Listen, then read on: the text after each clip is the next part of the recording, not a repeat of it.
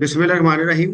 आज हम एक इंतहाई अहम मौजू 18th अमेंडमेंट पे बात करेंगे। हमारे साथ इंतहाई ऑनरेबल ज़मीर अहमद घुमरो साहब हैं, जो सेनेटर हैं पाकिस्तान पीपल्स पार्टी से। कॉन्स्टिट्यूशन के ऊपर उनकी बहुत ग्रिप है और पाकिस्तान में एक बहुत ही प्रोग्रेसिव वॉइस हैं फेडरलिज्म को लेके, कॉन्स्टिट्यूशन को लेके। सर, आपका बहुत शुक्रिया सर।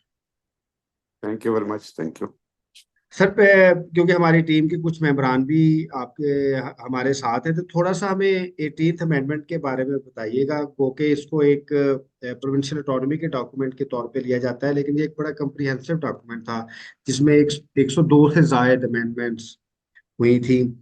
सब्स्टिट्यूट कहाँ पे हुआ था, कहाँ पे इंसर्शन हुई थी, इस लिहाज से थोड़ा सा हमें 18th अमेंडमेंट के बैकग्राउंड, इसकी इम्पोर्टेंस के बारे में बताइए। हाँ, जरूर। क्योंकि 18th अमेंडमेंट को समझने के लिए थोड़ा जो है वो हिस्ट्री में जाना पड़ेगा। गवर्नमेंट इंडियन जो फेडरेशन बनी थी वो गवर्नमेंट ऑफ इंडिया एक्ट 1935 के तहत बनी थी। उसकी पार्टीशन हुई 3 जून प्लान 1947 में के तहत। और उसमें मुस्लिम मेजॉरिटी प्रोविंसेस को जो है वो ये कहा गया कि आप जो है कंसेंट देंगे कि नई आइन साज असेंबली बनेगी। ऑल इंडिया आइन साज असेंबली नहीं होगी, वो उसमें से नई आइन साज असेंबली बनेगी। वो सूबे बनाएंगे और फिर वो नई आइन साज असेंबली जो होगी सेपरेट और नई आइन साज वो फेडरेशन बनाएगी। तो वैसे भी फेडरेशन जो है वो कॉन्स्टिट्यूंट यूनिट सूबे बनाते हैं। सूबे आइन साज असेंबली बनाते हैं और आइन साज असेंबली जो है वो फेडरेशन बनाती है। फेडरेशन में यही होता है कि सूबे तो पहले ही होते हैं, फेडरल गवर्नमेंट बनती है, उनको कौन से अख्तियार दिए जाएं। तो ये during the second world war दो जो है वो मिशन आई थी, क्रिप्स मिशन और कैबिनेट मिशन, इसी क्वेश्चन पर, कॉन्स्टिट्यूशन पर। कांग्रेस को ये था कि वो गवर्नमेंट ऑफ इंडिया एक्ट में डेमोक्रेटिक डिफिसिट है, मुस्लिम लीग को ये था कि वहाँ फेडरल डिफिसिट है और सूबों को अख्तियारात जो है वो कम हैं, क्योंकि वहाँ गवर्नमेंट ऑफ इंडिया एक्ट 1935 में 3 लिस्टें थी। फेडरल लिस्ट थी, कॉन्करेंट थी और प्रोविंशियल लिस्ट थी।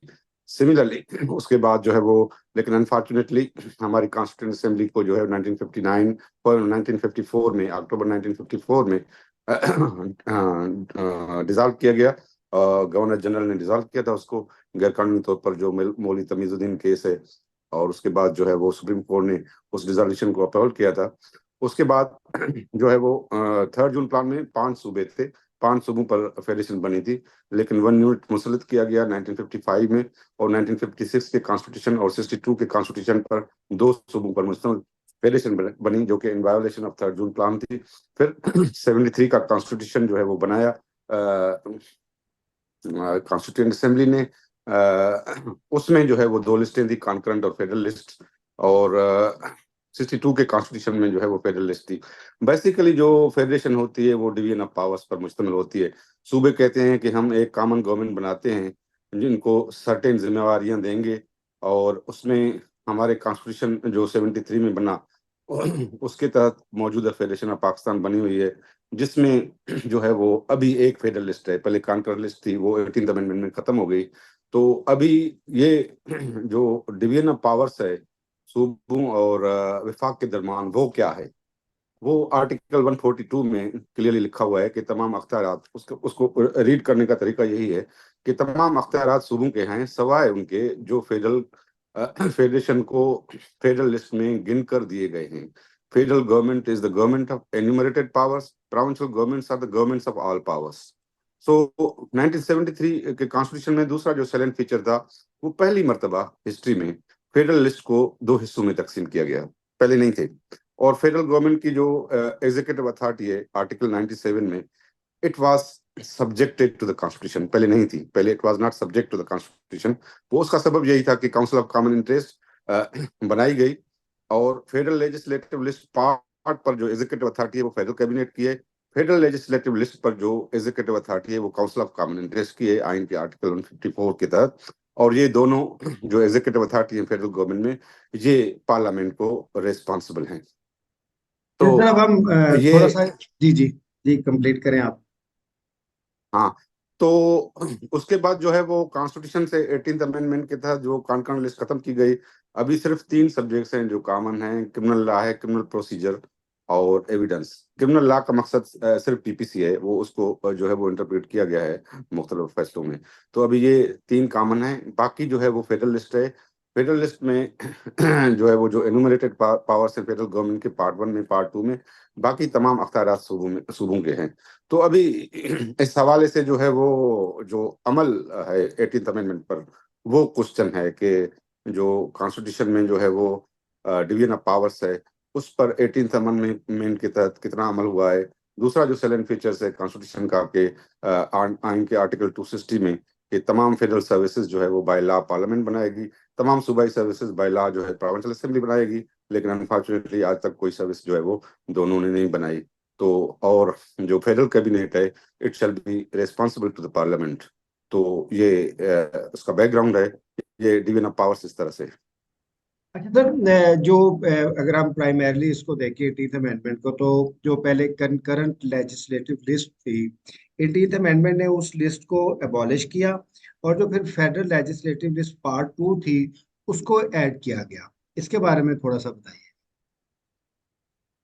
ये कॉन्करेंट लिस्ट को जो है वो खत्म किया गया क्योंकि ये ड्यूअलिटी थी, और ये ड्यूअलिटी जो है वो उसमें इवन कॉन्करेंट लिस्ट पर भी जो एग्जीक्यूटिव अथॉरिटी थी वो सूबों की थी, वो फेडरल गवर्नमेंट की नहीं थी। वो फेडरल गवर्नमेंट उस पर जो है वो लेजिस्लेशन कर सकती थी, लेकिन वो कॉन्करेंट लिस्ट की बुनियाद पर फेडरल गवर्नमेंट ने काफी जो है वो मिनिस्ट्रीज कायम की रखी थी। उस वजह से इस ड्यूअलिटी को जो है वो खत्म किया गया। और constitution council of common interest 1973 के कॉन्स्टिट्यूशन में बनाने का मकसद ये था कि उसमें तमाम जो सब्जेक्ट्स थे वो 73 में वो तमाम सब्जेक्ट सूबाई रहे थे। फॉर एग्जांपल रेलवेज 1956-62 के कॉन्स्टिट्यूशन में जो है वो प्रोविंशियल था, वापदा प्रोविंशियल था। इस तरह से gas government of India act 1935 में प्रोविंशियल था, और दूसरे जो सब्जेक्ट्स थे वो मोस्टली प्रोविंशियल थे। तो 73 में कहा गया कि ये बड़ी ऑर्गेनाइजेशंस हैं, तो इनको जो है वो इकट्ठे चलाया जाएगा, उसमें इक्वल रिप्रेजेंटेशन होगी प्रोविंसेस की काउंसिल ऑफ कॉमन इंटरेस्ट में, और उसको कॉमन इंटरेस्ट चलाएगी, क्योंकि आर्टिकल 154 में ये लिखा हुआ है कि council of common interest shall formulate and regulate policies with respect to matters mention in federal legislative list part 2 and shall exercise control and supervision over the related institutions। लेकिन ये सुपरविजन एंड कंट्रोल को जो interpret किया गया है, ये executive authority में किया गया है, क्योंकि ये एग्जीक्यूटिव अथॉरिटी ही है। तो इस वजह से जो काउंसिल ऑफ कॉमन इंटरेस्ट के जो सब्जेक्ट है फेडरल लेजिस्लेटिव लिस्ट में, बड़े इंपॉर्टेंट सब्जेक्ट्स है, जैसे सेंसस है, ऑयल एंड गैस है। अच्छा, पहली मर्तबा उसमें इलेक्ट्रिसिटी डाल दिया गया। इलेक्ट्रिसिटी वैसे प्रोविंशियल है आर्टिकल 157, क्योंकि वो आर्टिकल जो है वो लिस्ट पर जो है प्रिवेल होती है। 157 में इलेक्ट्रिसिटी का ज्यादातर कंट्रोल प्रोविंसेस में है, डिस्ट्रीब्यूशन या जो टैरिफ है। तो इस वजह से काउंसिल ऑफ कॉमन इंटरेस्ट का जो मकसद था यही था कि ये प्रोविंशियल सब्जेक्ट्स हैं, इस वजह से ये बड़ी ऑर्गेनाइजेशन है वेस्ट पाकिस्तान में, तो इनको इकट्ठे चलाएंगे। लेकिन 73 से लेकर आज तक काउंसिल ऑफ कॉमन इंटरेस्ट ने अपने सब्जेक्ट नहीं चलाए। सर, 18th अमेंडमेंट को की इम्प्लीमेंटेशन के लिए एक इम्प्लीमेंटेशन कमीशन भी बना था आर्टिकल के तहत। तो क्या आप समझते हैं कि वो इम्प्लीमेंटेशन कमीशन ने जो काम उसके जिम्मे था, फिनेंशियल, एडमिनिस्ट्रेटिव, लीगल और बल्कि इंटरनेशनल जो एक डेवोल्यूशन का प्रोसेस था या दूसरी एक सेटलमेंट का प्रोसेस था, उसको कंप्लीट किया है सर? ये आर्टिकल 270 में जो है वो 70। इम्प्लीमेंटेशन कमीशन बनाया गया था, लेकिन उसको टाइम दिया गया था 6 मंथ्स। और ये बड़ा डांटिंग टास्क था, और इस वजह से उसको एक तो टाइम कम था, नंबर 2 जो है वो रेजिस्टेंस बहुत ज्यादा थी, क्योंकि वो फेडरल गवर्नमेंट अपने डिपार्टमेंट्स जो है वो छोड़ना नहीं चाहती थी। तो जो उस कमीशन से हो सका उसने किया, लेकिन काफी जो है वो काम उनसे रह गया। जैसे कि फॉर एग्जांपल हमारे दो इमीडिएट इश्यूज होते हैं अवाम के दो इमीडिएट इश्यूज होते हैं, law and order and economy. अगर लॉ एंड ऑर्डर और इकोनॉमी सही होंगे, अभी भी पाकिस्तान के ये दो मसले हैं, सही होंगे तो वो सही होंगे। और ये दोनों प्रोविंशियल है। प्रोविंशियल कैसे हैं? Policing in law and order is totally provincial subject, लेकिन वो पुलिस सर्विस ऑफ पाकिस्तान वो फेडरल गवर्नमेंट ने अपने पास रखी है, वो डिवॉल्व नहीं है। नंबर 2 जो है वो माश जो इकोनॉमी है वो बहस करती है जो है वो आपकी इंडस्ट्री और एग्रीकल्चर पर। वो दोनों मिनिस्ट्रीज जो है वो प्रोविंशियल हैं, लेकिन वो फेडरल गवर्नमेंट ने दोनों मिनिस्ट्रीज रखी हुई हैं। एक तो फूड सिक्योरिटी के नाम पर रखी है, दूसरी इंडस्ट्री एंड प्रोडक्शन के नाम से रखी हुई है। तो ये दोनों जो इमीडिएट जो है अवाम के कंसर्न के जो इश्यूज हैं, economy and law and order, ये बुनियादी तौर पर प्रोविंशियल है। फेडरल गवर्नमेंट के पास जो इकोनॉमिक एस्पेक्ट है वो है आपकी collection of the tax and number 2 export import. तो ये उसको मिक्स करके जो है वो माशियात को जो है ना वो फेडरल गवर्नमेंट से चलाते हैं, जो आज तक नहीं तो लॉ एंड ऑर्डर जो है वो सही हुआ, और ना आज तक जो है हमारी इकोनॉमी सही हुई। उसका रीजन ये है कि जी। उसको जो है वो 75 ईयर से फेडरल गवर्नमेंट चला रही है, जो कि प्रोविंशियल सब्जेक्ट है दोनों। अच्छा सर, आपके ख्याल में अभी भी कौन सी मिनिस्ट्रीज हैं, कौन से डिविजन्स हैं जो कि अगर हम स्केजुअल और कॉन्स्टिट्यूशन की स्पिरिट देखें जो फेडरल गवर्नमेंट ने बनाए हुए हैं, जो कि सूबों को डिवॉल्व हो जाने चाहिए, या फेडरल गवर्नमेंट को देखिए, मिनिस्ट्रीज नहीं रखनी चाहिए? देखो देखो फेडरल लेजिस्लेटिव लिस्ट पार्ट में देखेंगे कि आप तो 53 एंट्रीज हैं, उसमें 10-12 तो टैक्स की एंट्रीज हैं, और उसके बाद जो है वो ऑफेंसेस वगैरह की एंट्रीज हैं, 15-20 तो वैसे ही है एंट्रीज।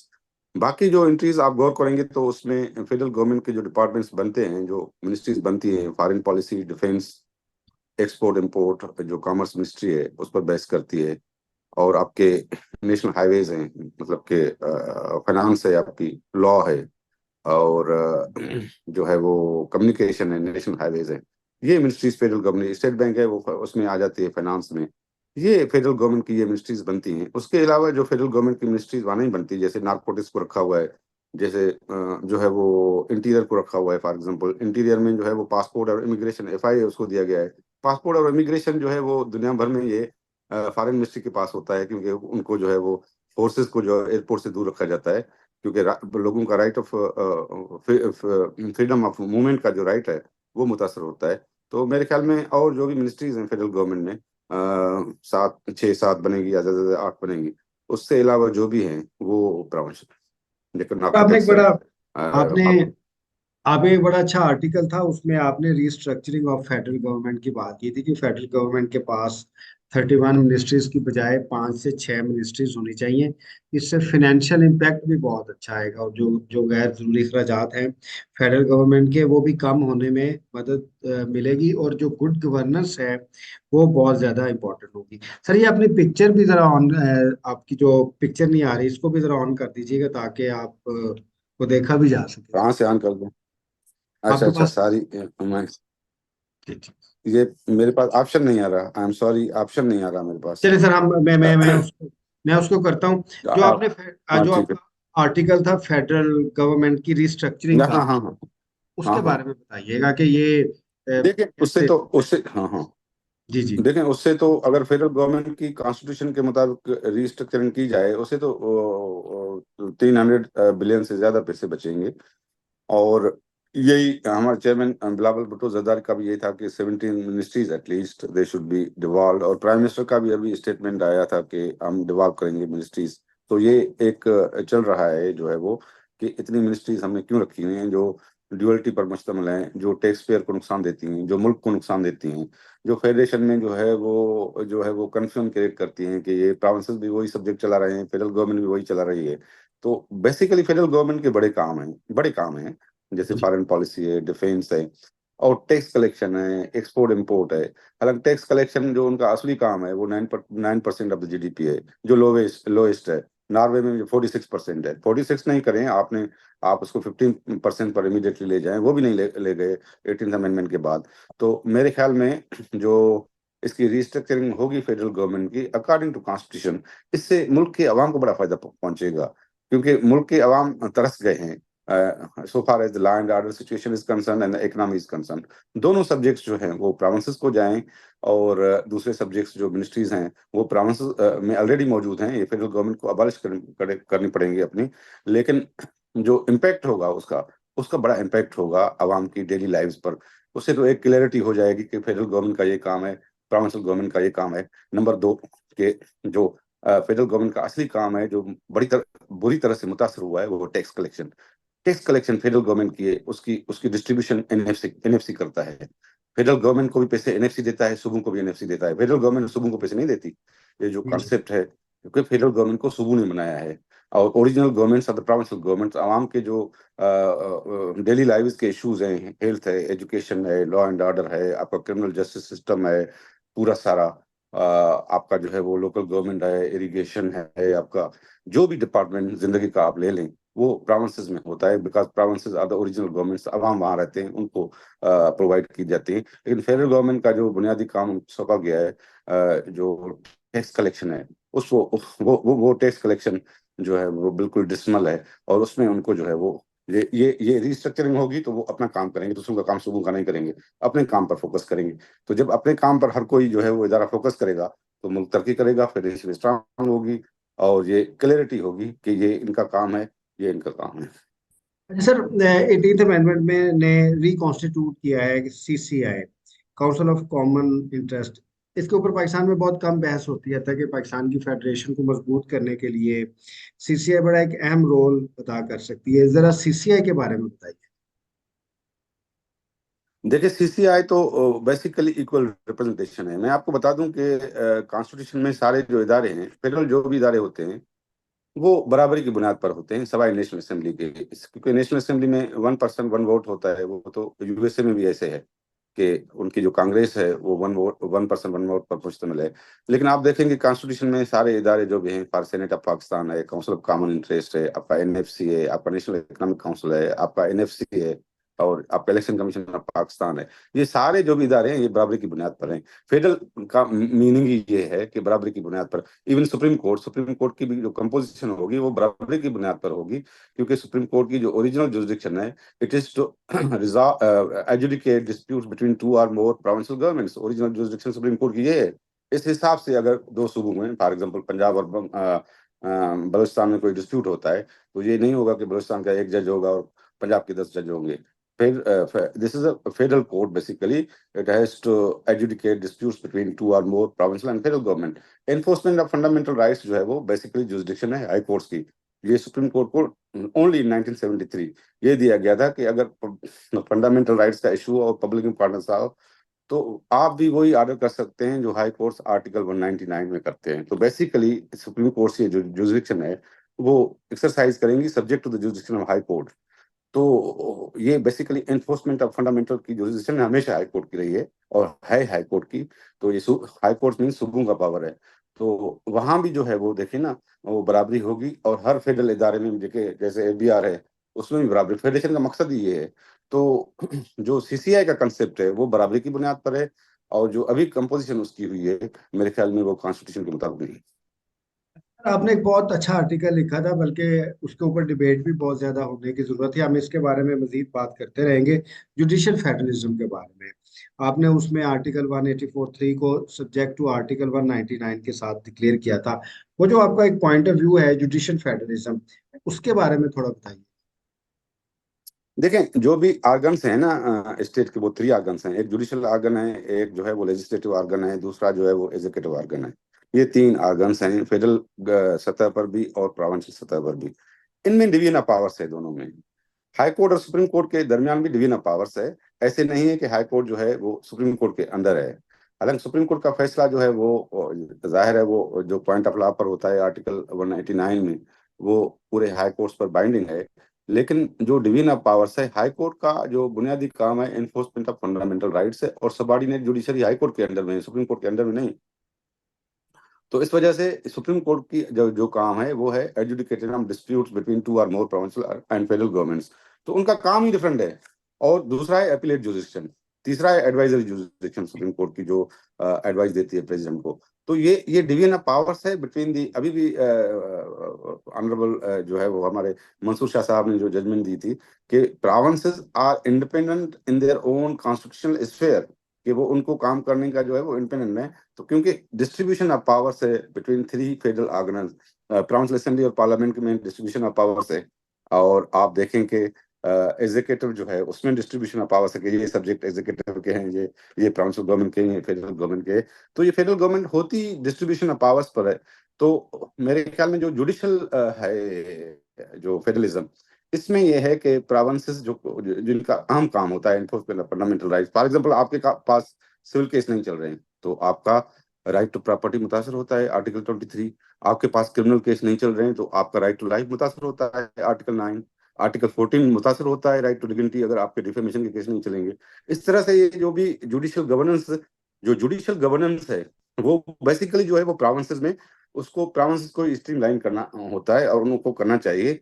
तो जुडिशियल गवर्नेंस एग्जीक्यूटिव गवर्नेंस दोनों इंपॉर्टेंट है ना।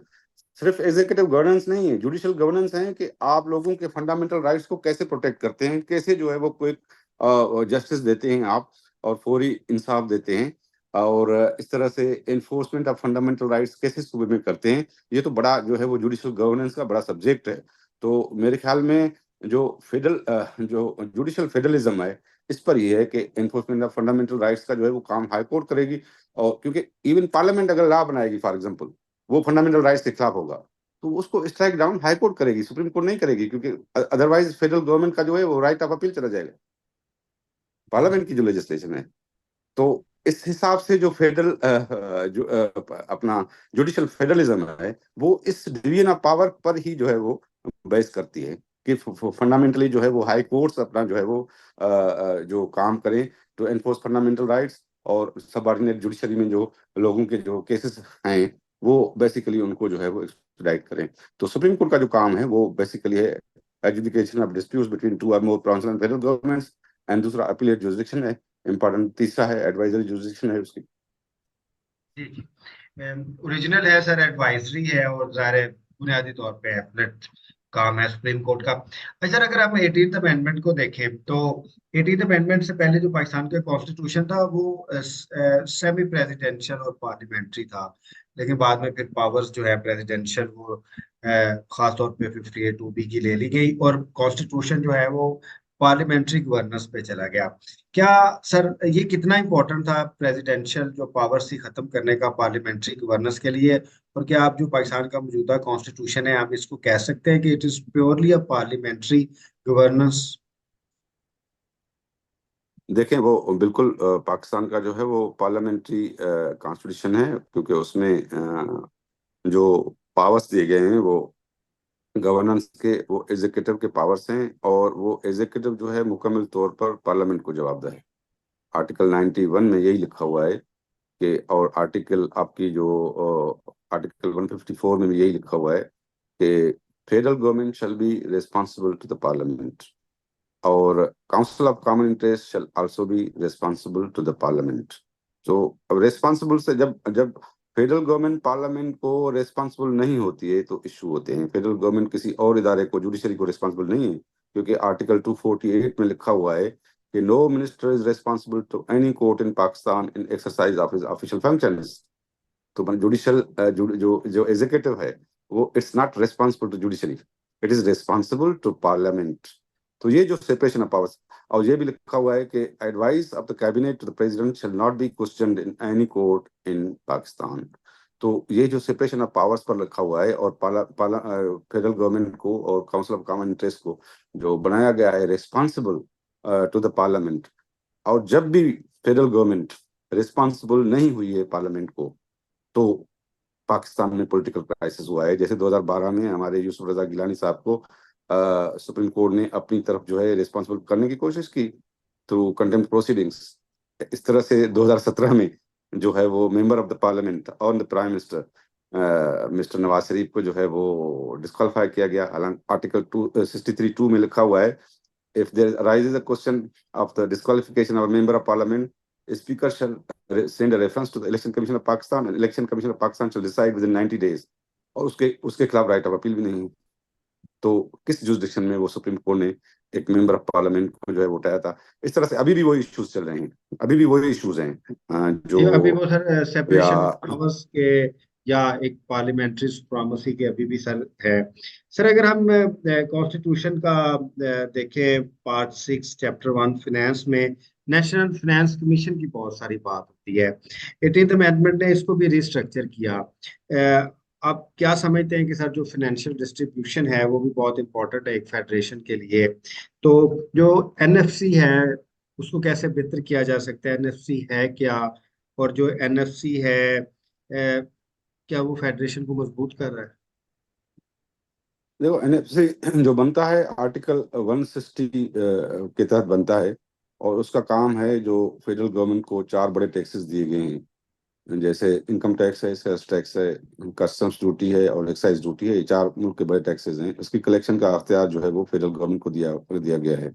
तो उसकी डिस्ट्रीब्यूशन किन उसूलों पर होगी, तो ये बड़ा कंटेंशियस सब्जेक्ट रहा है, क्योंकि इसमें जो है वो कुछ लोग समझते हैं कि ये फाइनेंशियल वन यूनिट जो है वो लागू है, क्योंकि ये हर सूबे के जो है वो जुदा अकाउंट नहीं होते, और फेडरल गवर्नमेंट जो है वो अपना जो हिस्सा है 43% पहले निकाल देती है, उसका कोई पता कि किस सूबे से कितना निकाला। उसके बाद जो 57.5% बचता है, 42.5 है फेडरल गवर्नमेंट का, वो उसमें जो है वो प्रोविंसेस को कहा जाता है कि आप मोस्टली 82% पॉपुलेशन की बुनियाद पर डिस्ट्रीब्यूशन करें। तो वो ये है कि ये आर्टिकल 160 का ये स्प्लिट नहीं है। बाकी जो रकम बचती है वो जिस सूबे से जितनी रिकवरी होती है उनको वापस की जाती है। और ब्रिटिश भी यही करते थे कि इनकम टैक्स जो सूबों से रिकवर होता था उनमें सर्टेन पोर्शन जो है वो उन सूबों को वापस करते थे। मतलब कि हर सूबे का इनकम टैक्स का अकाउंट जो है रिकवर होता था वो अलग रखते थे। लेकिन अभी जो 18th अमेंडमेंट में है वो डिस्ट्रीब्यूशन तो मोस्टली पॉपुलेशन तो आर्टिकल 160 में उसका मेंशन नहीं है, लेकिन पॉपुलेशन की बुनियाद पर है। 18% जो है वो दूसरे फैक्टर्स पर है।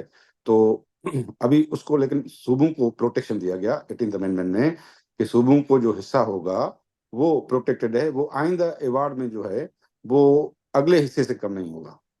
दिस इज प्रोवाइडेड इन दी, जिससे ये मुश्किल हो रही है क्योंकि ये जो डिस्ट्रीब्यूशन होती है वो एनएफसी करता है, वो रिस्पॉन्सिबिलिटीज पर होती है कि प्रोविंसेस की क्या रिस्पॉन्सिबिलिटी है, फेडरल गवर्नमेंट की रिस्पॉन्सिबिलिटी। क्योंकि federal government is always supportive government, वो प्रोविंसेस के लिए सपोर्टिव गवर्नमेंट होती है, वो फॉरेन पॉलिसी चलाती है, वो डिफेंस चलाती है, वो कॉमर्स चलाती है, ये सपोर्टिव सब्जेक्ट्स हैं, वो ये टैक्स कलेक्ट करती है।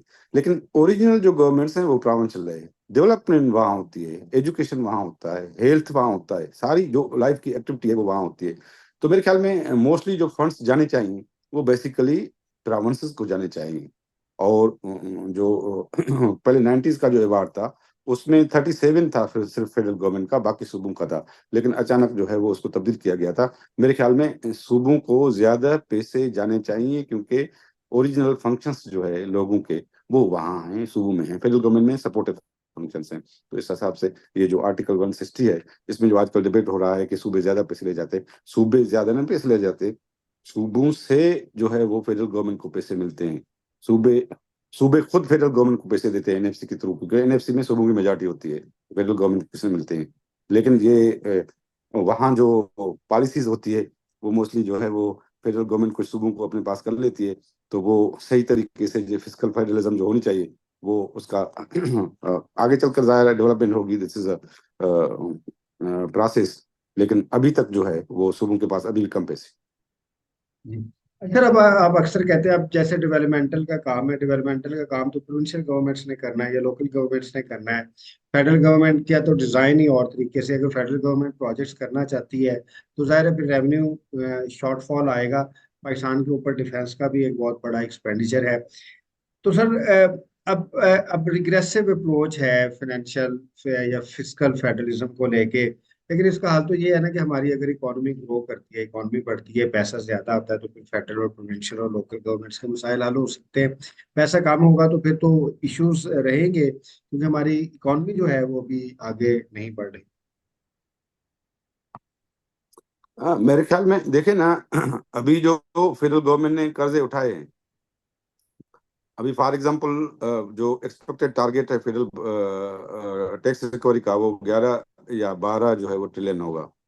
लेकिन उनमें से वो लेंडिंग जो इंस्टीट्यूशंस हैं, मैं किसी का नाम नहीं दे रहा, वो कह रहे हैं कि 10 ट्रिलियन तो हमें दे दो। ये किसी वर्ल्ड के दुनिया में हुआ है कि एक मुल्क की जो पूरी जो है वो इनकम है वो आप ले जाएं और फिर उस मुल्क को जो है पॉलिटिकली मजबूर करें कि आप ये चीजें ये करें, ये महंगाई करें, उस पर जो है वो अपना सियासी एजेंडा मुसलत कर दें। मेरे ख्याल में यही इश्यू है बड़ा हमारा कि हम इस लैंडिंग लैंडिंग या डेट क्राइसिस को हम कैसे एड्रेस करें, इसको इस पर जो है वो सबको बैठ। अच्छा सर, ये जो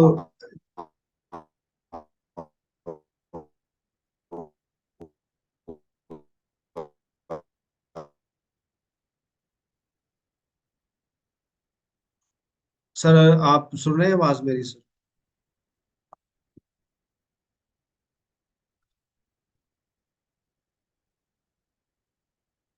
अच्छा, अभी हम बात करते रहते हैं। अगर कोई क्वेश्चन आना चाहे, if any one of you want to ask any question, I am here. अभी हम इस 18th अमेंडमेंट को जाहिर है अपनी कंक्लूजन की तरफ लेके जाएंगे। Any question from the participants?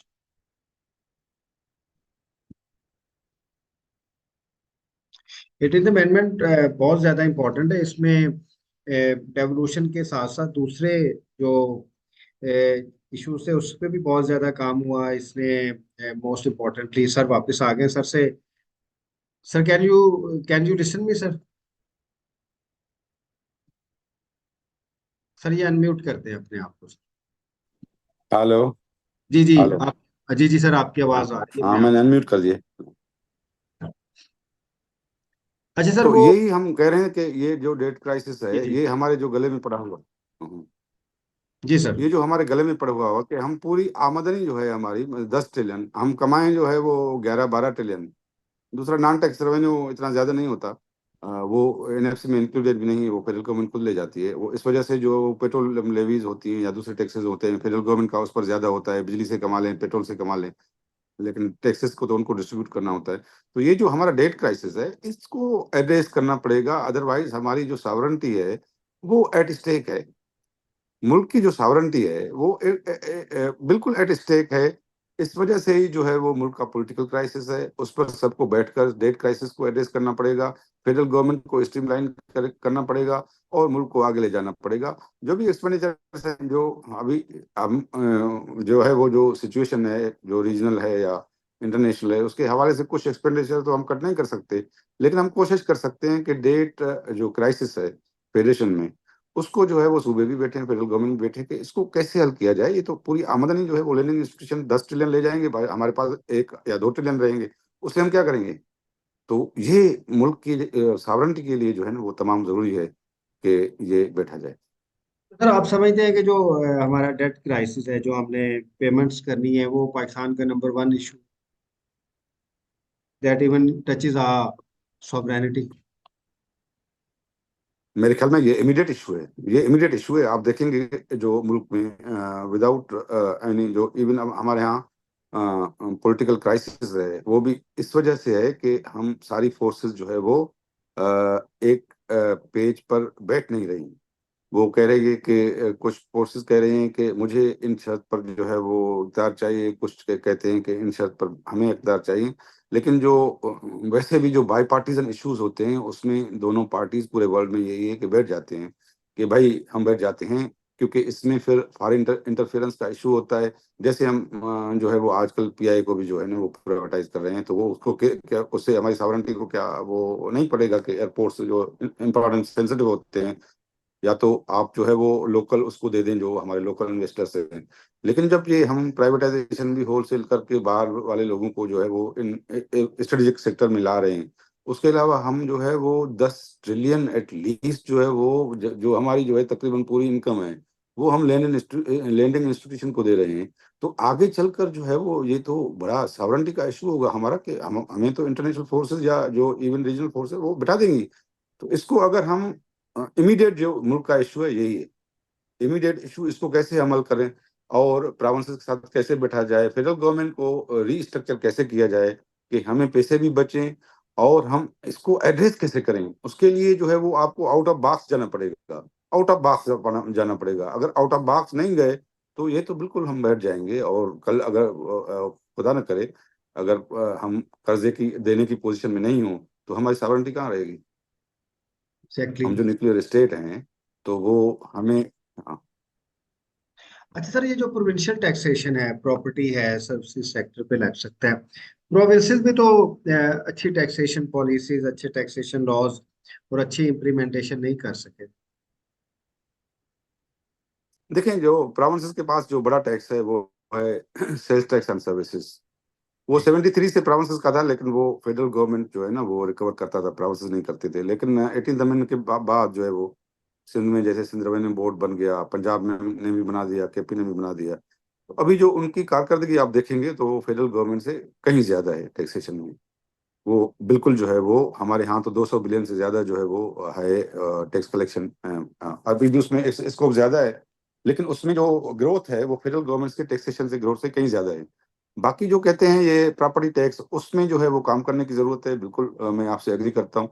दूसरा जो है वो कहते हैं कि एग्रीकल्चर इनकम टैक्स जो है वो कम रिकवर होता है। लेकिन एग्रीकल्चर का वर्ल्ड भर में ये होता है कि उसको सब्सिडीज दी जाती हैं, उनसे टैक्स वसूल कम किया जाता है क्योंकि वो मुल्क का फूड बास्केट होता है। और वैसे देखेंगे आपने यूरोप में भी देखेंगे, दूसरी जगह देखेंगे, तो एग्रीकल्चर को जो है वो किया जाता है कि वो वर्क फोर्स को एम्प्लॉय करता है और उस वजह से उसमें काफी इशूज होते हैं, तो उन पे टैक्सेस कम लगते हैं, क्योंकि अजनास को भी जो है वो आपको मार्केट में लाना है, वो भी लोगों को जो है वो सस्ते दामों पर देनी है, तो इवन जो है वो फार्मर्स को जो है वो रिलीफ देना पड़ता है। अभी जो गंदम का क्राइसिस होता है, बड़ा अनफॉर्चुनेट है, जो बम्पर हमारे पास क्रॉप हुआ है, बड़ा क्रॉप हुआ है तारीख में, उससे जो है वो किसान जो है वो क्राइसिस से निकल नहीं सका है, अभी भी वो खर्चे में पूरा है। गन्नम की जो प्राइस मुकर की गई 4,000, वो उनको नहीं मिल सकती। तो मेरे ख्याल में एग्रीकल्चर का जो सब्जेक्ट है वो डिफरेंट है, लेकिन वो जो बैठे होते हैं बाबू, वो कहते हैं कि जो एग्रीकल्चर पर टैक्स लगा दे। भाई एग्रीकल्चर तो जो है मुल्क को संभाल रहा है सारा। और नंबर 2, इंडस्ट्रीज जो है वो रेगुलेट फेडरल गवर्नमेंट कर रही है, इंडस्ट्री सूबे में। और जो इम्पोर्ट एक्सपोर्ट पॉलिसी है वो इतनी लिबरलाइज नहीं है हमारे पास, जो फेडरल गवर्नमेंट का काम है वो मोनोपोलाइज्ड है। तो मेरे ख्याल में इन सब पर बैठना पड़ेगा, और इसको कहाँ से, क्योंकि this is right time, right time. मेरे ख्याल में अभी तो चीजें हाथ से निकलती जा रही हैं। अगर हाथ से निकल गई तो हमारी जो है खुद जो है वो सॉवरेंटी एट स्टेक है। अच्छा सर, ये एग्री इनकम टैक्स को लेके भी पाकिस्तान में बहुत सारी, बल्कि वावेला मचाया जाता है। मैं अगर आपको पंजाब की एग्जांपल देता हूँ, अगर आप चिन्योट, झंग और साउथ पंजाब के 3-4 डिस्ट्रिक्ट्स निकाल दें, तो काश्तकार इधर जमींदार तो बड़े हैं ही नहीं, किसी के पास 7 एकड़ जगह है, किसी के पास 10 एकड़ जगह है। अब वो तो उनकी तो कॉस्ट ऑफ प्रोडक्शन इतनी ज्यादा है कि उनसे तो वो इनकम तो जनरेट हो ही नहीं रही। तो बहुत सारी डिबेट की जाती है पंजाब की या इंटीरियर सिंध की, वहां पे ही अभी फार्मिंग ज्यादा हो रही है। तो हम यहाँ इंटीरियर अनफॉर्चुनेटली नहीं कहते, हम सिंधी कहते हैं, हाँ। जी जी। अच्छा, अब सर ये छोटा सा क्वेश्चन है। आपने कहा है कि किसानों को, जिम्मेदारों को तो सब्सिडीज देने की जरूरत है। तो ये जो इंडस्ट्रियलिस्ट है या जो अर्बनाइट पाकिस्तान में एक इकोनॉमिस्ट हैं, वो एग्री टैक्स के ऊपर बहुत ज्यादा जोर देते हैं। एग्री टैक्स का पोटेंशियल आपके ख्याल में कितना है, क्या होना चाहिए? क्या ये हमारी ज़राअत को और खराब नहीं करेगा? क्योंकि इंडस्ट्री तो बहुत ज्यादा सब्सिडी लेके जाती है। ये देखें, एग्रीकल्चर को जो है वो इसमें हमारे यहाँ फॉर एग्जाम्पल सिंध में 12.5 एकड़ पर है, दूसरे टैक्सेस तो सिंध गवर्नमेंट ने खत्म कर दिए। 12.5 एकड़ पर जो है वो इनकम टैक्स है, लेकिन वो 12.5 एकड़ से इतनी इनकम ही नहीं आती। और वो जो इनपुट्स हैं जिनको फेडरल गवर्नमेंट रेगुलेट करता है, जैसे कि फर्टिलाइजर वगैरह है, हालांकि उसको रेगुलेट नहीं करना चाहिए, प्रोविंशियल गवर्नमेंट के एग्रीकल्चर उनके पास है। तो इनपुट्स इतनी आ जाती हैं को काश्तकार को इतना बचता ही नहीं, तो वो टैक्स कहाँ से देगा? तो वो इनकम, और सर वो ईयरली, क्योंकि 2 क्रॉप्स होती हैं, वो ईयरली 2 दफा अगर असेसमेंट भी हो जाए, मेरा नहीं ख्याल कि बहुत ज्यादा इनकम टैक्स उसकी तरफ नहीं, वो जाएगा। बहुत ज्यादा उसमें स्कोप भी नहीं है, उसमें स्कोप भी जी नहीं है, बहुत ज्यादा स्कोप भी नहीं है। इस वजह से जो है वो एग्रीकल्चर को ये स्केपगोट बनाते हैं। एग्रीकल्चर तो मुल्क की जो है वो रीढ़ की हड्डी है। उससे तो वर्क फोर्स एम्प्लॉय करना है, उससे तो मुल्क को जो है वो आपको जो है वो फूड बास्केट है मुल्क की, वो फूड वहां से आता है। तो फूड कहाँ से आएगा अगर हम फूड इंपोर्ट करेंगे? अभी भी जैसे आपने गंदम खामखा इंपोर्ट कर ली, और गंदम हमारे पास ज्यादा थी, अपनी जरूरत से ज्यादा थी। तो इस तरह से दूसरी अजनास भी हैं, हम तो एक्सपोर्ट कर सकते हैं जरिए अजनास को, अगर गवर्नमेंट उस पर कंसंट्रेट करे और इनपुट्स को जो है वो सस्ता करे। लेकिन वहां भी जो है वो इनपुट्स में जो फर्टिलाइजर इंडस्ट्री है वो भी ले जाती है, इंडस्ट्री को भी सब्सिडीज मिलती हैं। यहाँ हमारे यहाँ इलेक्ट्रिसिटी और गैस इतनी महंगी है। अच्छा, एग्रीकल्चर और जो है वो आपकी इंडस्ट्री चलती इन पर है, तो वो फेडरल गवर्नमेंट ने टेक ओवर किया है इलेक्ट्रिसिटी को। हालांकि डिस्ट्रीब्यूशन ऑफ इलेक्ट्रिसिटी टैरिफ उसकी मुकर्रर करना ये तो प्रोविंशियल काम है, इनका है नहीं। लेकिन वो डिस्कोस को चला रहे हैं, वो जो आईपीपीज के साथ उनके मुआहदे होते हैं, यही है ना उनका सर्कुलर डेट, तो उसकी वजह से आ रहा है कैपेसिटी से। लेकिन जो डिस्ट्रीब्यूशन कंपनीज हैं उसको तो सूबों के हवाले करना चाहिए। वो कहते हैं प्राइवेटाइज करेंगे, जो सूबा ही सब्जेक्ट होता है वो कहते हैं कि प्राइवेटाइज कर देंगे। भाई सूबे को दे दो ना, आपका तो है नहीं वो तो सूबे को हवाले कर दो, क्योंकि फेडरेशन तो is the sum total of the provinces ना। वो तो जी। वैसे तो फेडरल गवर्नमेंट तो फिक्शनल गवर्नमेंट है, उसके पास तो अपनी टेरिटरी नहीं होती। तो आप तो जो प्रोविंशियल सब्जेक्ट है, डिस्कोर्स को तो प्रोविंशियल के हवाले कर दें। लेकिन वो प्रोविंशियल गवर्नमेंट कहती है इनके शराइत ऐसे होते हैं कि हमारा पूरा बजट चला जाएगा और हम नहीं कर सकेंगे, वो लायबिलिटी के साथ देते हैं। सर तो कॉन्स्टिट्यूशन का सेंट्रलाइज्ड। जो मैंडेट है आर्टिकल 157 का, क्योंकि सर हाँ, क्योंकि पाकिस्तान, जो आप इलेक्ट्रिसिटी, जी जी, कहे। पाकिस्तान पाकिस्तान का दूसरा बड़ा जो इशू इमीडिएट है वो एनर्जी का है ना। एनर्जी को आप जो है वो एक तो आप हमें जाना पड़ेगा रिन्यूएबल्स पर, और नंबर दो जो है वो आपको जो है वो लोकल लेवल पर जाना पड़ेगा, क्योंकि आप 2010 का जो 1910 का जो इलेक्ट्रिसिटी एक्ट है जो ब्रिटिश लाए थे, उसमें ये तो लोकल सब्जेक्ट होता था कि फॉर एग्जांपल केईसीबी जो है वो या लोकल इलेक्ट्रिसिटी कंपनी कॉर्पोरेशन से होती थी, इवन शहर डिफरेंट शहरों में होती थी। तो ये अभी पहली मर्तबा जो है वो इलेक्ट्रिसिटी का कैसे डाला गया फेडरल लेजिस्लेटिव लिस्ट में इलेक्ट्रिसिटी सब्जेक्ट। लेकिन आर्टिकल 57 उसको क्लियर करती है, क्योंकि आर्टिकल जो है वो लिस्ट पर जो है वो लिस्ट से ज्यादा जो है वो इंपॉर्टेंट होती है, क्योंकि जब आइन को इंटरप्रीट किया जाता है तो आर्टिकल को फोकस होती है। तो 57 में क्लियरली लिखा हुआ है कि ये डिस्कोर्स का काम जो है वो प्रोविंसेस ने करना है, और प्रोविंसेस के पास जो है वो भी है।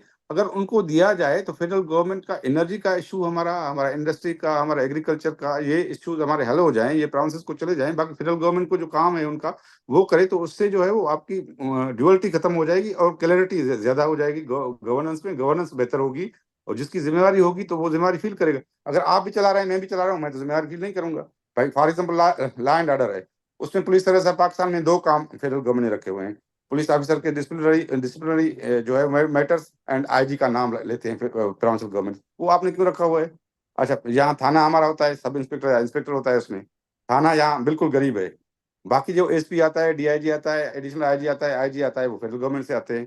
भाई उनके खिलाफ हम जो है डिसिप्लिनरी एक्शन ले नहीं सकते, क्योंकि वो रिकमेंड कर सकते हैं फेडरल तो सर गवर्नमेंट को। ये कौन सी बात है, ये कौन सी ड्यूअलिटी है? जब आपका सब्जेक्ट नहीं है तो आपने क्यों रखे हुए? एडमिनिस्ट्रेटिव फेडरलिज्म नहीं है, नॉर्मली खड़ी हो जाती है कि लेजिस्लेशन किसी के पास है और उसकी इम्प्लीमेंटेशन और गवर्नमेंट कर सकता है। सर क्योंकि देखिए ना ये, हाँ पार्लियामेंट्री गवर्नेंस का बुनियादी असूल है कि एक ही legislature, the same legislature will beget both parts of executive, whether political or bureaucratic. अगर आप फर्ज करें कि सर सिंध असेंबली जो है वो वजीर आला जो है वो इलेक्ट करती है, तो अगर आईजी चीफ सेक्रेटरी वो इलेक्ट नहीं करेगी तो वो तो नॉर्मली हो जाएगी। वो तो फिर एक यूनिटरी फॉर्म ऑफ गवर्नेंस आ जाएगी ना, एक लेजिस्लेटिवली फेडरेशन में। देखें, वो तो देखो सूबे की जो एग्जीक्यूटिव अथॉरिटी है वो आइन के आर्टिकल 129 में लिखा हुआ है, और 130 में, कि executive authority of the province shall be exercised by the chief minister himself or through his ministers. Executive authority सूबे में जो है वो चीफ मिनिस्टर की और उसके कैबिनेट की है। तो आप जो इम्पोर्टेंट जो है वो सब्जेक्ट है law and order and administration जो है, उसमें आप जो है वो फेडरल गवर्नमेंट के ऑफिसर डिप्यूटेशन पर आएंगे, उनके खिलाफ हम एक्शन नहीं ले सकेंगे, उसके खिलाफ फेडरल एक्शन लेगी, तो ये तो this is interference in the executive authority of the province. तो आप तो एग्जीक्यूटिव अथॉरिटी सूबे में जो है वो आप चला रहे हैं। देखें वो उसमें जो है वो जो सुप्रीम कोर्ट ने केस डिसाइड किया था, जो जब लतीफ खोसा गवर्नर थे और मियां शहबाज शरीफ साहब चीफ मिनिस्टर थे, उसमें आया था वाइस चांसलर्स पर की अपॉइंटमेंट पर इनका झगड़ा हुआ था कि वाइस चांसलर गवर्नर मुकर्रर करेगा या चीफ मिनिस्टर मुकर्रर करेगा। ये मैटर सुप्रीम कोर्ट तक गया। सुप्रीम कोर्ट ने कहा कि education is a provincial subject, इस वजह से उस पर एग्जीक्यूटिव अथॉरिटी सूबा एक्सरसाइज करेगा और ये वजीर आला को पावर होगा। तो जब police and law and order is a provincial subject, तो उस पर अथॉरिटी किसकी होगी? डिस्ट्रिक्ट एडमिनिस्ट्रेशन पर अथॉरिटी किसकी होगी? प्रोविंस की होगी, जाहिर है। अदरवाइज जो ये वहां से ऑफिसर्स आते हैं 80%, वो तो this is interference in the executive authority of the province. और सर्विसेज जो बनानी है वो सूबे में प्रोविंशियल असेंबली को बनानी है, फेडरेशन में जो है वो पार्लियामेंट को बनानी है। उन्होंने बनाई नहीं है, रूल्स तक चल रही है। कोई 62 के कॉन्स्टिट्यूशन के रूल्स हैं, कोई 54 के हैं, कोई 85 के हैं। भाई रूल्स पर कैसे सर्विसेज चलेंगी? आप तो ब्यूरोक्रेसी को जवाबदेह करें ना, पूरी गवर्नमेंट पार्लियामेंट को जवाबदेह है, तो उसमें तो कोई कहीं नहीं लिखा हुआ ब्यूरोक्रेसी कहती है तो ये तो डोमेन गवर्नेंस का हमारा है, सियासतदानों का है नहीं। हालांकि सियासतदानों का है, state shall be govern by the elected representative of the people, not bureaucrats. वो तो ब्यूरोक्रेट रिस्पॉन्सिबल होंगे टू द पार्लियामेंट, तो वो तो रिस्पॉन्सिबल है नहीं। जो भी रूल्स के तहत सारी जो है सर्विसेज बनी है, रूल्स के तहत कैसे बनेंगी जब आर्टिकल 260 में ये मैंडेट है कि वो तो बाय लॉ पार्लियामेंट बनाएगी या प्रोविंशियल असेंबली बनाएगी। सर क्योंकि वो 240 में वाजे तौर पे लिखा हुआ है, जो तब्दीली आई थी जब कॉन्स्टिट्यूशनल गारंटीज खत्म हुई थी, कि by the act of provincial assembly और पार्लियामेंट, कि वो एक्ट के बगैर नहीं बन सकेंगे, रूल्स के साथ तो बन नहीं सकते। अब सर थोड़ा सा हम अपने कंक्लूजन की तरफ जाते हैं। सर 18th अमेंडमेंट ने एक इंडिपेंडेंट जुडिशियल कमीशन जो है सर, उसको भी कॉन्स्टिट्यूशनल गारंटी दी कि जजेस की जो तैनाती है, प्रमोशंस हैं, उनकी सीनियोरिटी इस तरीके से होगी। इसके बारे में भी बताइएगा कि सर क्या ये जो एक एम्पावर जुडिशरी को किया गया था, उसने इफेक्टिवली काम किया है सर? मेरे ख्याल में ये जो कंप्लीट सेपरेशन थी जुडिशरी की, वो डिविएशन थी जो हमारे यहाँ थी, कॉन्स्टिट्यूशनल डिविएशन थी पहली मरतबा। डिविएशन इस तरह से थी कि इसमें जो है वो अपॉइंटमेंट का जो अख्तियार दिया गया, वो जुडिशरी को दिया गया, या जुडिशरी ने खुद टेक ओवर कर लिया, क्योंकि अलजहाद ट्रस्ट केस में ये डिसाइड हुआ था कि जो है वो जो भी हाई कोर्ट और सुप्रीम कोर्ट का जज है, वो सदर जो है वो in consultation with the respective chief justice मुकर्रर करेंगे, दूसरे भी उसमें थे। तो उसको सुप्रीम कोर्ट ने इंटरप्रेट किया कि कंसल्टेशन मीनिंगफुल होनी चाहिए, माना कि हम नाम भेजें और वो उस पर साइन कर दे, और अगर वो साइन नहीं करेगा तो जुडिशियल रिव्यू होगा। इसके बाद पॉलिटिकल फोर्सेस ने कहा कि भाई उसके बाद तो ठीक है वो हो गया, लेकिन उसके बाद मार्शल लॉ लगा, जनरल जनरल मुशर्रफ ने मार्शल लॉ लगाया, और उसके बाद जुडिशरी ने पीसीओ को तहत ओथ लिया। तो ये तो मतलब कि सिस्टम नहीं चलेगा, कि ये इंडिपेंडेंट जुडिशरी इस तरह से नहीं होती है। तो इस वजह से उन्होंने चार्टर ऑफ डेमोक्रेसी में लिखा कि हम फेडरल कॉन्स्टिट्यूशनल कोर्ट कायम करेंगे, जो चारों सूबों के बराबरी पर मुश्तमिल होगी, और मौजूदा सुप्रीम कोर्ट को सिर्फ अपीलेट जुरिसडिक्शन होगी। उसके बाद 18th अमेंडमेंट आई, उसमें वो प्रोविजन इंप्लीमेंट नहीं हो सका, और जुडिशियल कमीशन बनाई गई जो जजेस की अपॉइंटमेंट करेगी, हाई कोर्ट और सुप्रीम कोर्ट। देखिए, सुप्रीम कोर्ट के जजेस में दो क्वालिफिकेशन है। एक तो हाई कोर्ट के जज की जो है वो 5 ईयर क्वालिफिकेशन होनी चाहिए, 5 ईयर हाई कोर्ट का जज होना चाहिए। दूसरा, 15 साल वकील की स्टैंडिंग होनी चाहिए हाई कोर्ट में, वो भी सुप्रीम कोर्ट का जज बन सकता है। अच्छा, ये फ्रेश अपॉइंटमेंट होती है, ये एलिवेशन नहीं होती, क्योंकि जी। सुप्रीम कोर्ट और high court division of powers पर मुश्तमिल है। ये नहीं होता कि वो सुप्रीम कोर्ट में एलिवेशन होती है कि सुप्रीम कोर्ट जो है वो हाई कोर्ट से ऊपर है तो इस वजह से एलिवेशन होगी। सिर्फ ये है कि उसका 3 साल ज्यादा होते हैं, वो 3 साल क्यों क्यों किए, वो उसको बराबर जो है वो एज लिमिट बराबर करना चाहिए था हाई कोर्ट और सुप्रीम कोर्ट के जज का। और नंबर दो, एडवोकेट्स तो जो डायरेक्ट अपॉइंटमेंट में लिए नहीं जाते सुप्रीम कोर्ट में। तो ये जो एक्सपीरियंस हुआ था हमारा, उसके बाद जुडिशल जो कमीशन बनी थी, पार्लियामेंट्री कमेटी बनी थी, उसको जो है वो जो फैसला आया सुप्रीम कोर्ट का, उसको उसमें डिस्फंक्शनल किया गया, तकरीबन पार्लियामेंट कमेटी का रोल खत्म हो गया, तकरीबन खत्म हो गया। तो अभी क्वेश्चन ये है कि हम हमारे पड़ोसी मुल्क में जो जिसकी कॉन्स्टिट्यूशन मेकिंग भी हमारे से ही development government of India act 1935 से, उसमें ये है कि हाई कोर्ट और सुप्रीम कोर्ट के जज को जो है वो पार्लियामेंट 2/3 मेजोरिटी से थ्रू इम्पीचमेंट प्रोसीडिंग्स जो है वो हटा सकती है, उसमें ये है। तो उस वजह से जब पार्लियामेंट जो है वो सुप्रीम कोर्ट और हाई कोर्ट के जज को जो है वो हटा सकती है 2/3 मेजोरिटी से, तो उनकी पॉलिटिकल स्टेबिलिटी होती है। फिर जुडिशरी जो है वो पॉलिटिक्स में और एग्जीक्यूटिव में इंटरफियरेंस नहीं करती है, इसका सब ये।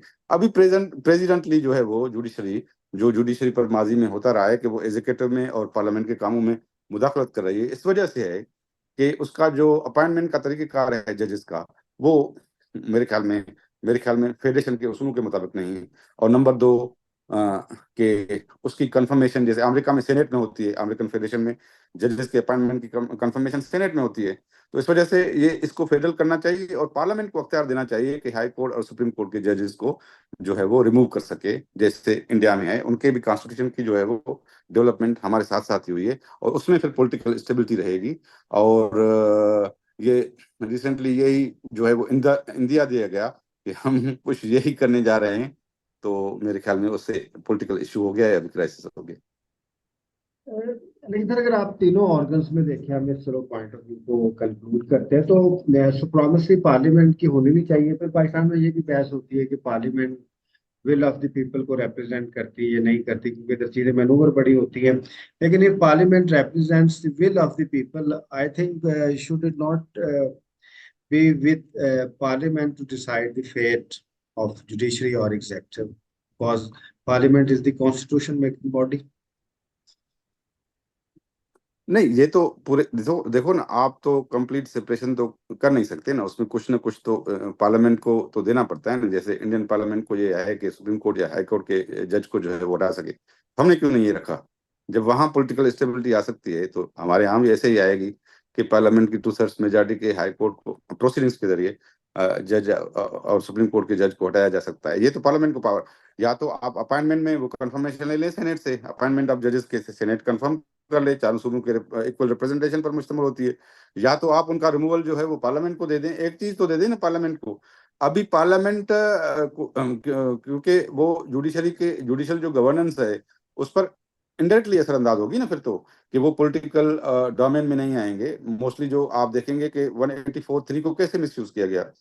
सो मोटो दुनिया में होता है, सो मोटो तो किंग्स एक्सरसाइज करते थे। ये रिटन कॉन्स्टिट्यूशन में कहीं होता है कि सो मोटो कोई एक्सरसाइज करेगा? This is a king's power. जी जी। आपने सो मोटो के जरिए जो है वो कितने आर्डर्स किए।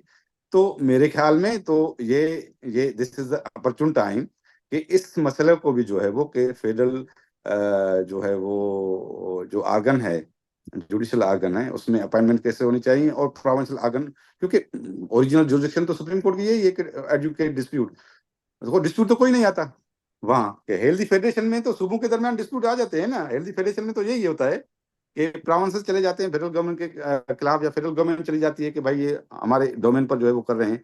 तो ये तो हमारे पास होता ही नहीं। एक केस था, मुझे याद है, when I was advocate general, के पंजाब के एडवोकेट जनरल ने किया था कि EOBI as a provincial subject वो सूबों को जो है मुंतकिल किया जाए। मेरे ख्याल में वो भी सही तरीके से उसका भी कोई डिसीजन नहीं आया। तो मेरे ख्याल में ये इशू है कि सुप्रीम कोर्ट इक्वल रिप्रेजेंटेशन पर ही बेस करेगी, क्योंकि इसकी ओरिजिनल जुरिडिक्शन यही है, और स्पिरिट ऑफ द कॉन्स्टिट्यूशन यही है कि इक्वल रिप्रेजेंटेशन पर होगी, क्योंकि कॉन्स्टिट्यूशन में तमाम इदारे इक्वल रिप्रेजेंटेशन पर हैं। और उसकी जो रिमूवल का तरीकेकार होगा जजेस का या अपॉइंटमेंट का, वो या तो अपॉइंटमेंट का सेनेट कंफर्मेशन कर दे, या रिमूवल का जो है वो तरीकेकार इस तरीके से हो कि पार्लियामेंट की 2/3 मेजॉरिटी थ्रू प्रोसीडिंग्स किसी हाई कोर्ट या सुप्रीम कोर्ट के जज को मिसकंडक्ट उसमें अगर होती है तो उसमें वो रिमूव कर सकती है। अच्छा सर, 18th अमेंडमेंट ने जो चीफ इलेक्शन कमिश्नर का ऑफिस है उसको भी काफी स्ट्रेंथन किया, बल्कि ओवर लीडर ऑफ अपोजिशन और जो दूसरे हुक्मरान थे, प्राइम मिनिस्टर, चीफ मिनिस्टर, उनको एम्पावर किया गया दोनों को कि वो चीफ इलेक्शन कमिश्नर्स लगा सकते हैं। इसके बारे में कहिएगा, क्या 18th अमेंडमेंट ने जो एम्पावर किया था इलेक्शन कमिश्नर को, उसके बाद जो हमारा इलेक्शन कमीशन का निज़ाम है वो बेहतर हुआ है?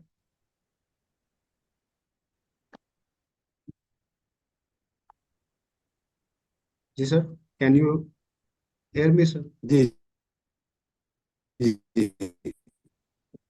जी सर, मैं ये कह रहा था कि जो इलेक्शन कमीशन है उसको भी स्ट्रेंथन किया गया था 18th अमेंडमेंट में। तो जो स्ट्रेंथन किया गया था, क्या उसके मुताबिक फिर इलेक्शन कमीशन ने काम किया, वो एक मजबूत रियासती इदारा बना है?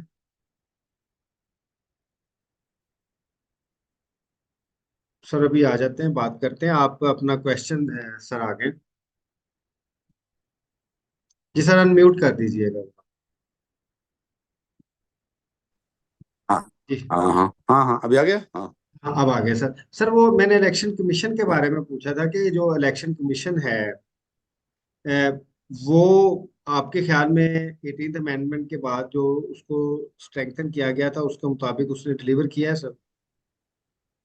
मैं समझता हूँ कि 18th अमेंडमेंट पास जो तीनों इलेक्शंस हुए हैं, 2013 में हुए, 18 में हुए, 24 में हुए, उन सब पर जो है ना वो क्वेश्चंस उठे हैं। तो मेरे ख्याल में 18th अमेंडमेंट के बाद जो है वो जो पॉलिटिकल सिस्टम को मैनेज किया गया है in order to put the 18th amendment behind, उसका सबब यही है कि 18th अमेंडमेंट को बिहाइंड रखा जाए। उसके लिए पॉलिटिकल सिस्टम को जो है वो जो इलेक्शंस पर क्वेश्चन आए वो मेरे ख्याल में बड़े अनफॉर्चुनेट हैं।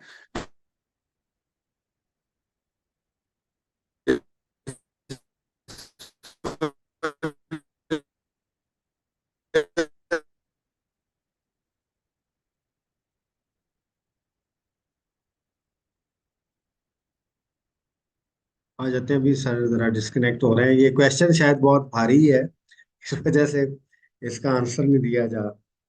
इसका आंसर जो है वो इंटरनेट की जो स्पीड या जो स्ट्रेंथ है उस पर असरअंदाज हो रहा है। आपने 18th अमेंडमेंट के बारे में कोई क्वेश्चन पूछना हो तो वो अपने जहन में रख लीजिएगा। We are just going to close a lecture, तो उसमें फिर we will be asking question from you.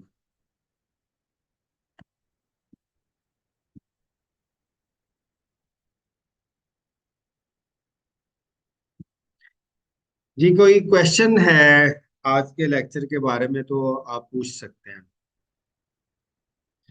फिर हम इसके बारे में बात कर लेंगे। सर आ गया।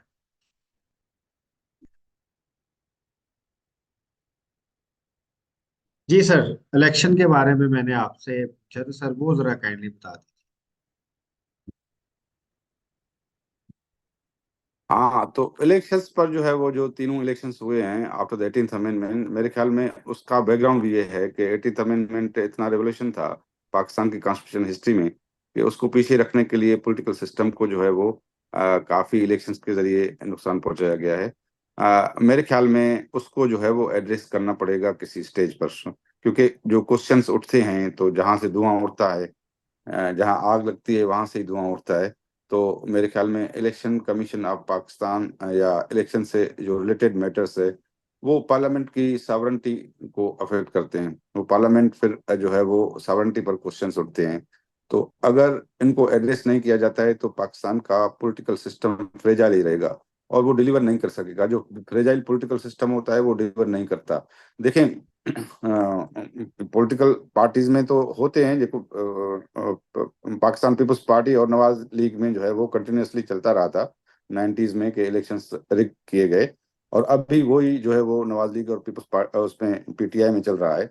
तो ये जो हमें कहीं कंसेंसस जोड़ना पड़ेगा irrespective of the present political system, क्योंकि हम तो जो है वो 2013 में भी बैठे थे, हम 2018 में पाकिस्तान पीपल्स पार्टी बैठी थी और 2024 में भी बैठी है। लेकिन जो क्वेश्चंस हैं वो इलेक्शंस के बारे में वो पार्लियामेंट की सॉवरेंटी और प्रोविंशियल असेंबली की सॉवरेंटी को अफेक्ट करते हैं। उनको जो है वो एड्रेस करना पड़ेगा, वरना पॉलिटिकल सिस्टम फ्रेजाइल होगा और गवर्नेंस बड़ी तरह से मुतासर होगी जो पॉलिटिकल कॉन्फ्लिक्ट होगा। फिर जो आपका आर्गुमेंट है उसके उसमें देखा जाए तो फिर जितने भी हमारे आईनी तौर पे, बल्कि कानूनी तौर पे, बल्कि सियासी तौर पे भी जितने भी सियासत से मुतल्लिका इदारे हैं, उसमें जो सबसे अहम इदारा है जिसके ऊपर ये इमारत खड़ी होगी वो इलेक्शन कमीशन का आज़ाद और ट्रांसपेरेंट होना। Definitely election commission is the prime institution of the country, उस पर ही इमारत खड़ी।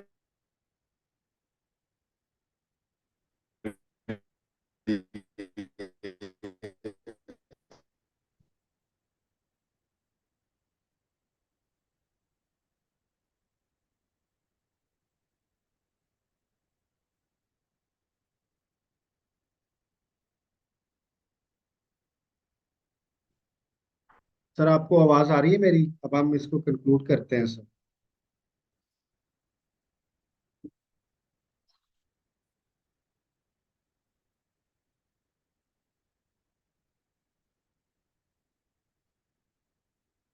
18th अमेंडमेंट थोड़े से मैं बात करता हूँ सर, फिर sir can you hear me sir?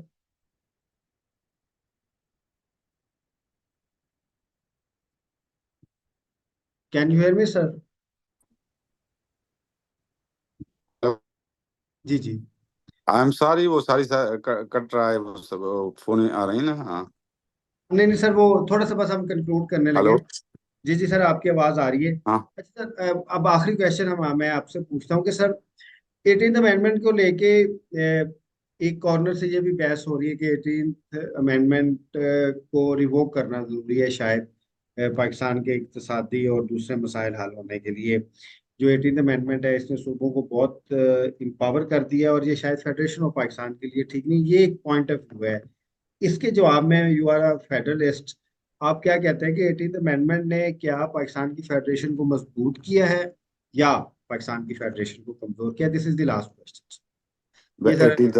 18th amendment ने पाकिस्तान को मजबूत किया है, क्योंकि यहाँ जो मोस्टली समझा जाता है ना कि फेडरल गवर्नमेंट इज पाकिस्तान, ये समझा जाता है। पाकिस्तान की डेफिनेशन जो आर्टिकल 1 में है कॉन्स्टिट्यूशन में वो ये है कि 4 सूबे इस्लामाबाद की टेरिटरी और दूसरे कोई इलाका जो है पाकिस्तान में अगर इंक्लूड किया जाए with the consent of the parliament. Pakistan की डेफिनेशन ये नहीं है कि फेडरल गवर्नमेंट है वो गवर्नमेंट ऑफ पाकिस्तान है। पाकिस्तान की डेफिनेशन ये है कि 4 सूबे इस्लामाबाद की फेडरल टेरिटरी। तो जब सूबे मजबूत नहीं होंगे तो पाकिस्तान कैसे मजबूत होगा? और हमारी जो हिस्टोरिकल जो स्ट्रगल रही है वो कांग्रेस की थी कि सेंट्रलाइज कॉन्स्टिट्यूशन हो, हमारी मुस्लिम लीग की थी कि जो है वो डिसेंट्रलाइज कॉन्स्टिट्यूशन हो। इवन मुस्लिम लीग तो गई थी right of self determination for the provinces 1946 के कैबिनेट मिशन प्लान में। और दोनों जो मिशन प्लान थी, क्रिप्स और कैबिनेट मिशन, दोनों में ऑप्ट आउट क्लास थी सूबों के लिए कि वो सूबे इवन फेडरेशन से निकल भी सकते हैं। तो हम फेडरेशन को जब तक जो है वो सूबों को एम्पावर नहीं करेंगे तो फेडरेशन तो सूबों पर खड़ी होती है। तो सूबे ही तंबे होते हैं जो है वो पिलर्स होते हैं। फेडरेशन के। और फेडरल गवर्नमेंट तो जो है वो सूबे बनाते हैं, उसको जो है बाय कंसेंट सर्टेन रिस्पॉन्सिबिलिटीज दी जाती हैं। तो और ओरिजिनल गवर्नमेंट जो है वो सूबाई गवर्नमेंट है। तो 18th अमेंडमेंट ने न सिर्फ जो है वो फेडरेशन को, बल्कि सूबों को मजबूत किया है और मुल्क को मजबूत किया है। और उसके साथ जो छेड़छाड़ होगी ना, वो मुल्क के साथ छेड़छाड़ होगी, वो मुल्क के मुस्तकबिल से खेला जाएगा। क्योंकि हम 1940 के रेजोल्यूशन को तो जो है वो लेकर जो है वो 23 मार्च को मनाते हैं ना। तो उसमें तो 3 खाते हैं फिर फेडरल गवर्नमेंट के साथ पास। और यहाँ यहाँ जो है वो फेडरल गवर्नमेंट को सूबों ने काफी रिस्पॉन्सिबिलिटीज दी हैं over and above the 1940 resolution. यही 71 का क्राइसिस यही था, बंगाल के जो है वो 6 पॉइंट्स थे। तो यहाँ जो 18th अमेंडमेंट में जो सूबों को पावर मिल रहे हैं, अभी 18th अमेंडमेंट की इम्प्लीमेंटेशन ही नहीं हुई। तो मेरे ख्याल में इससे 18th अमेंडमेंट से फेडरेशन ज्यादा मजबूत हुई है। और सूबों में जो रिसोर्सेज हो गए, आवाम तो सूबों में रहता है, इस्लामाबाद में तो नहीं रहता। इस्लामाबाद के जो एक्सपेंडिचर्स होते हैं वो तो जो है वो नॉन प्रोडक्टिव हैं, सूबों के डेवलपमेंट एक्सपेंडिचर्स हैं ना। तो वो जो अगर थोड़ी बहुत ट्रांसफर हुई है सूबों को, तो मेरे ख्याल में उससे फेडरेशन मजबूत हुई है। और इसको और ज्यादा मजबूत किया जाए और 18th अमेंडमेंट पर अमल किया जाए। अच्छा सर, अब जरा इसका जिमनी लास्ट क्वेश्चन, जिमनी क्वेश्चन है कि 18th अमेंडमेंट पे कैसे अमल किया जा सकता सॉरी सॉरी, मैं नहीं समझा। है सर? 18th अमेंडमेंट पे आप देखें, अब जैसे जो प्रोविंशियल सिविल सर्विसेज हैं उनका इंटरेस्ट भी है कि एडमिनिस्ट्रेटिव फेडरलिज्म जो है वो इम्प्लीमेंट हो। फिर सूबों की आवाम का ये भी इंटरेस्ट है कि जो टैक्सेशन है वो प्रोविंसेस में ज्यादा आए। प्रोविंशियल गवर्नमेंट्स का भी ये है कि जो लेजिस्लेटिव फेडरलिज्म है वो अच्छे तरीके से इम्प्लीमेंट हो। तो सूबों में रहने वाले जो मुख्तलिफ कम्युनिटीज हैं, मुख्तलिफ तबकात हैं, उनका इंटरेस्ट है कि सूबे मजबूत हों। और ये मैं पूछना ये चाह रहा था कि कैसे, क्यों और कौन जो है वो 18th अमेंडमेंट को इम्प्लीमेंट कर सकता है, या इसके लिए हमें क्या स्ट्रगल जारी रखनी चाहिए? भाई उसका देखो ना, उसका डिस्प्यूट रेजोल्यूशन का जो मैकेनिज्म है ना, कॉन्स्टिट्यूशन में, हर कॉन्स्टिट्यूशन में होता है, वो है आर्टिकल 184 में लिखा हुआ है कि supreme court shall to the exclusion of every other court have original jurisdiction in any dispute between two or more federal governments. तो वो डिस्प्यूट रेजोल्यूशन का जो हमारा है जो फोरम है, वो तो सुप्रीम कोर्ट है।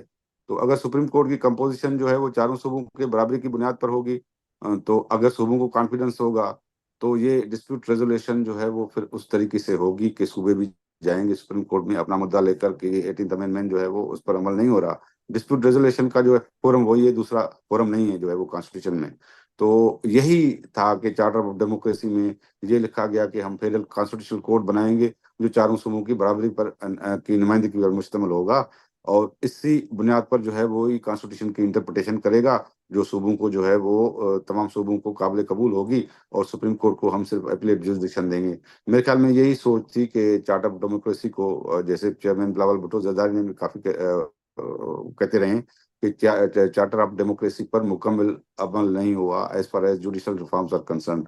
तो मेरे ख्याल में अभी यही होना चाहिए कि डिस्प्यूट रेजोल्यूशन जो मैकेनिज्म है फेडरेशन की, सूबे भी कॉन्फिडेंस से जो है सुप्रीम कोर्ट में चले जाएं, प्रोविंशियल सर्विसेज भी चली जाएं, फेडरल सर्विसेज जो है वो भी चली जाएं। और जो डिस्प्यूट हो वो आवाम को उन पर कॉन्फिडेंस हो। और वो जो है वो क्योंकि हेल्दी फेडरेशन में तो ये डिस्प्यूट्स होते रहते हैं, उसमें कोई बुरी बात थोड़ी है। तो ये जब तक डिस्प्यूट रेजोल्यूशन मैकेनिज्म हमारी सही नहीं होगी, तो मेरे ख्याल में जो है वो आपका कॉन्स्टिट्यूशन कितना भी बेहतरीन हो, उसकी इंटरप्रिटेशन जो है वो अगर जो है वो फोरम कोई नहीं करेगा, तो मेरे ख्याल में ये डिफिसिट है हमारे यहाँ। जो फेडरेशन है उसमें फेडरल डिफिसिट भी है, डेमोक्रेटिक डिफिसिट भी है, दोनों हैं। उसको पूरा करना पड़ेगा फेडरेशन को सही तरीके से, जो कॉन्स्टिट्यूशन में पावर्स है, डिस्ट्रीब्यूशन है, वो उसको जो है वो ठीक करना पड़ेगा।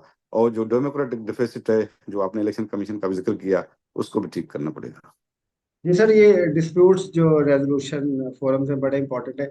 अच्छा सर, सेनेट जो है एक फेडरेशन में, वो भी डिस्प्यूट्स को रिजॉल्व करने का फोरम बन नहीं सकता? सेनेट को एम्पावर करने की जरूरत नहीं है इस रिगार्ड में? सेनेट जैसे यूएसए में सारी अपॉइंटमेंट्स जो भी होती है एम्बेसडर्स की, वो भी सेनेट से कंफर्म होती हैं। जजेस की अपॉइंटमेंट वहां से होती हैं। सेनेट को ज्यादा पावरफुल करना चाहिए, इतनी पावरफुल नहीं है सेनेट ऑफ पाकिस्तान जो यूएसए में है या दूसरे मुल्कों में है, क्योंकि this is the house of the federation. और पाकिस्तान की बुनियाद ही 1940 के रेजोल्यूशन पर है, जिसमें फेडरेशन को तमाम कम अख्तियार आते हैं।